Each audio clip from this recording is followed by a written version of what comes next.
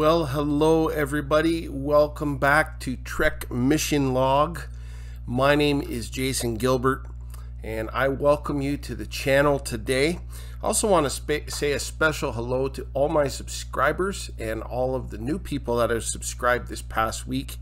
I am so grateful for your support. It means so much to me. If you enjoy this content, please hit the subscribe button below. I'm going to do some sort of a giveaway when we reach 100 subscribers. So as we approach that number, I will share those details with you. So please share this channel with your family and friends, and let's make some new Star Trek fans along the way. Also, you can connect with me on Instagram at Trek Mission Log, and we can interact with each other there. Now today, we're going to be reviewing the original series, Season 1, Episode 10, titled The Corbomite Maneuver. It aired on November the 10th, 1966. This episode was written by Jerry Soule. It was directed by Joseph Sargent, and it was produced by the series creator, Gene Roddenberry. In just a moment, we're going to dive into the story. But first, check out this piece of Trek trivia.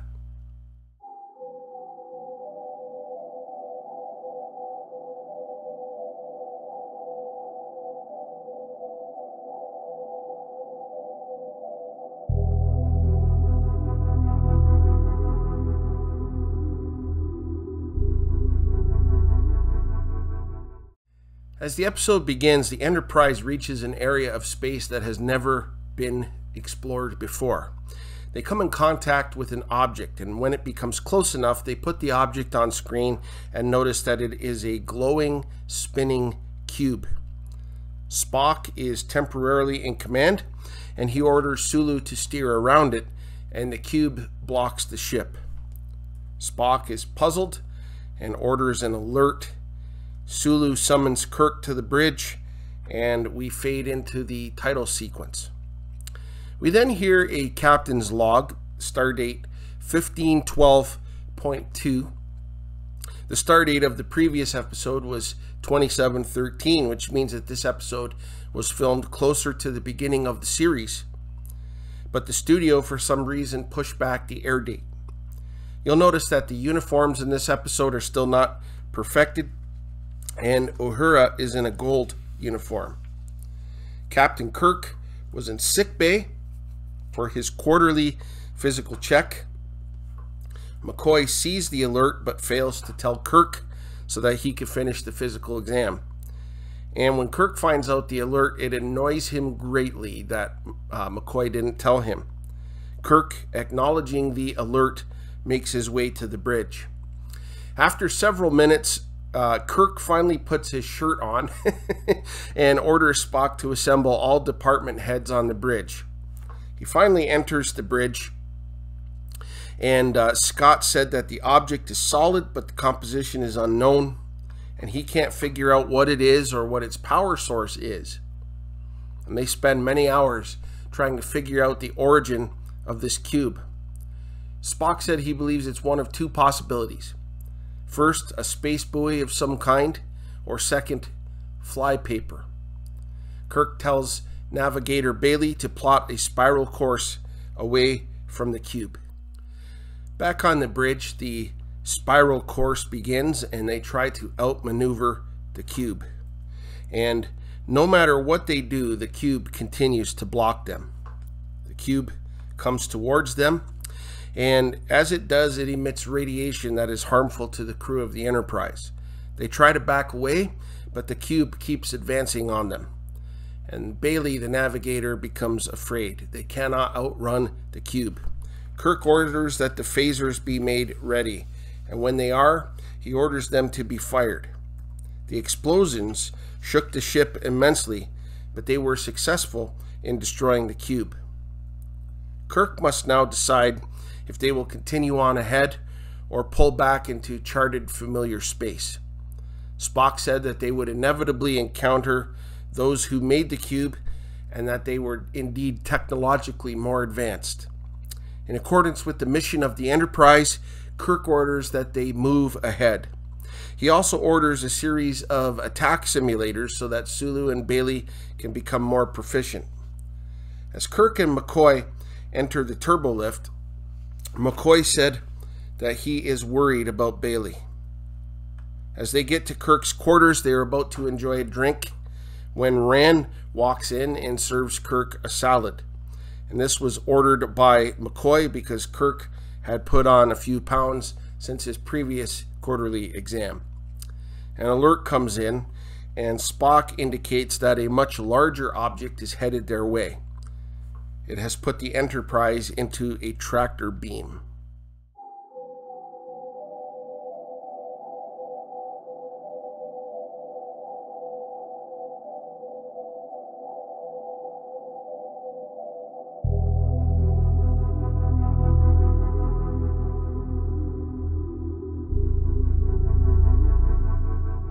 The object is spherical.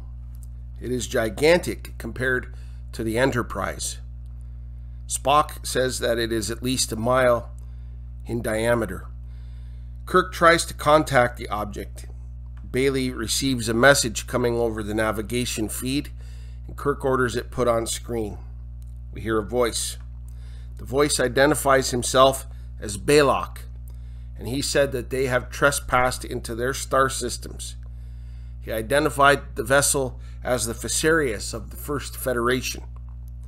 The message continued that they ignored a warning buoy, which tells them that the Enterprise is not a peaceful vessel. When Kirk tries to respond, it is answered with static. The alien ship Fesarius is probing the Enterprise. Balok said they would destroy the Enterprise if there was any sort of hostile movement against them. Kirk orders Bailey to dispatch a quarter marker to warn other ships to stay away. The Fesarius destroyed the quarter marker as soon as it was launched. Balok then comes back on the speakers and grants them 10 minutes to make their peace with their deity before they are destroyed. Meanwhile, Spock is trying to locate the source of the voice so that they can get a visual.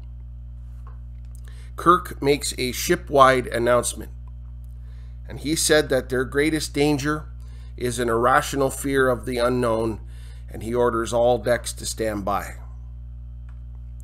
Kirk tries to connect with Balok that they would turn away and go in peace, and his attempt was interrupted by a loud noise which affected the whole crew. Kirk orders Bailey to lay in a course, but navigation is unresponsive. Spock is finally able to put the alien on the screen, and this is the image that they see. Upon seeing this image, they were all terrified. Bailey, in his fear, said they need to do something and goes into a very fearful rant. Kirk relieves him of duty and orders McCoy to take Bailey to his quarters. Kirk tries to mention to the alien that this was a misunderstanding, and that noise comes back again. The image comes back on the screen, and Balok said that they have 7 minutes left. The crew is trying to figure things out. In speaking with Spock, Spock said, "In chess, when one is outmatched, the game is over. Checkmate." And he admits that he cannot find a logical alternative. In an epiphany, Kirk says, "Not chess, Mr. Spock, but poker." He then orders Uhura to open the channel. Kirk gives Balok a warning. He said that Earth vessels have a substance in them called Corbomite, a material and device that prevents other ships from attacking. He said that Corbomite destroys enemy vessels when they attack. Obviously a bluff, as he just mentioned poker a moment ago.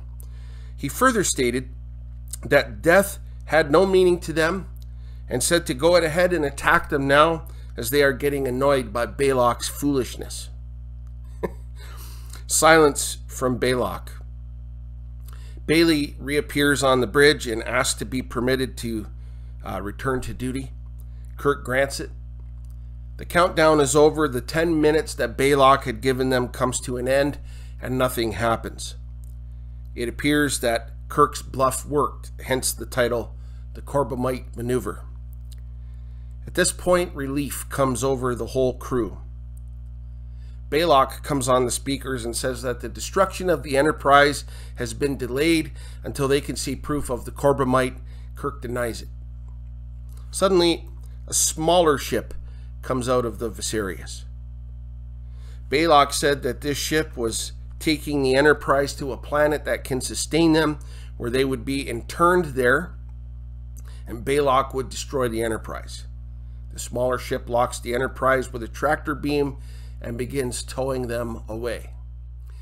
In a captain's log, Kirk said that he is showing restraint in the hope that the tractor beam would drain the smaller ship of power and that Baylock would become careless and make some mistake. Kirk orders a right angle course away from the ship.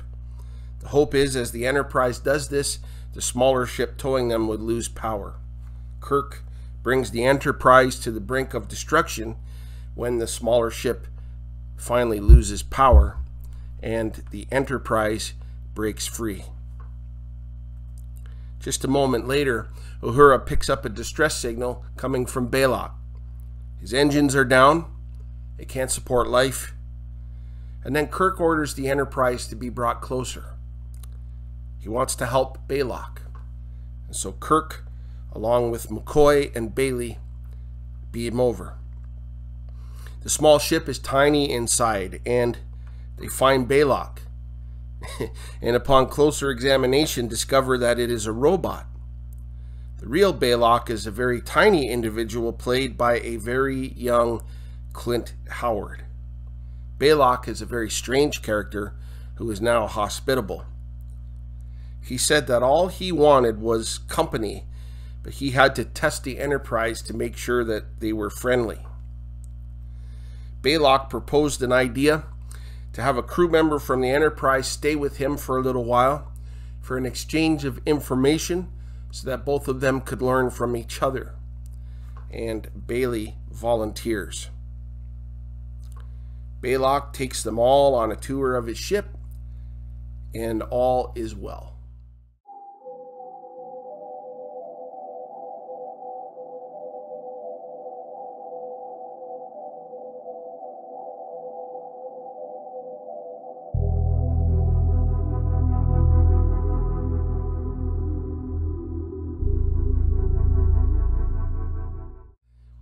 The Corbomite Maneuver was a very, very clever episode. It's definitely not high on special effects, although the few that are there are very spectacular. The glowing cube, the larger ship, Viserys, is very effective. But the whole episode was story-driven, which is what I love most about this episode. I think Kirk shows good leadership here. When he sees that his crew is scared, he makes a ship-wide announcement to help them out, even when he didn't know himself what was going to happen next. And I love the epiphany he has when Spock mentions the game of chess. Kirk realized that this was more like poker and decided to gamble everything on a bluff. And when it turned out to be the right move, we see admiration from Spock on Kirk's reasoning. And I just thought that that was great. Also, all the key players except for Chekhov were a part of this episode, and it just proves that the whole ensemble really makes the show. This episode was filled with incredible camera shots. We see a wonderful camera shot from above which showed the whole bridge. Wonderful. We see a camera close behind Kirk as he walks onto the bridge, and it was a very good perspective as he walks into a chaotic situation where his bridge crew are fearful and curious and trying to figure things out. We see the concern on their faces from Kirk's point of view, and it was fantastic. Also, there were great individual shots of the crew throughout the episode, which showed their fear and their curiosity, and they did a great job with this. Also, the premise of this episode was terrific. The crisis began as the Enterprise was exploring an uncharted part of space, and so they were truly dealing with an unknown element, which added mystery to the whole thing. Very, very good storytelling. There were just a few elements, however, that I didn't like. Keep in mind that this is 1966, and Kirk utters what could be deemed as a chauvinist remark to McCoy regarding Yeoman Rand. He said to McCoy that he regrets having a female yeoman. Now, that kind of remark, of course, would never fly today. I'm asking that new viewers who may be viewing this to not judge this episode by today's standard. When this episode aired, it was 1966, not 2022. Times change. Star Trek today has become very inclusive and very careful to tread carefully with societal issues that we face today. Another thing that I didn't like was that Kirk was getting his physical. He was pushing what looked like cardboard boxes into the wall with his legs, and they had him sweating profusely, but it looked like it took no effort at all. There were also a lot of silent moments on this episode where music was playing and the camera was trying to pick up facial reactions, and although that this was very effective, I do feel it went a little bit overboard on this episode. And then finally, and most important of all, the thing that I didn't like the most about this episode was that there was absolutely no Shatner chops. What a disappointment that is. Anyway, overall, a fantastic episode. I give the Corbomite Maneuver 4 out of 5 Starfleet insignias for awesomeness.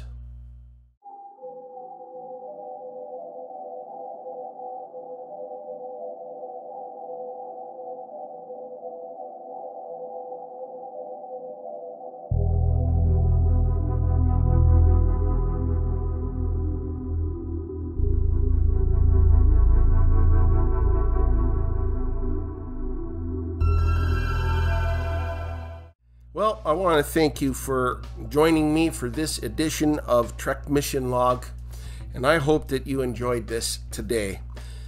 Please feel free to drop a comment below.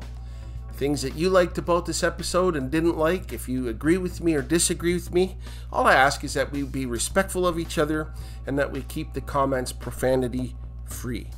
Next week, we begin looking at the first Star Trek two-parter episode called The Menagerie. We're going to look at part 1 next week, and I am very, very excited about looking at these 2 episodes as they are among my all-time Star Trek favorites.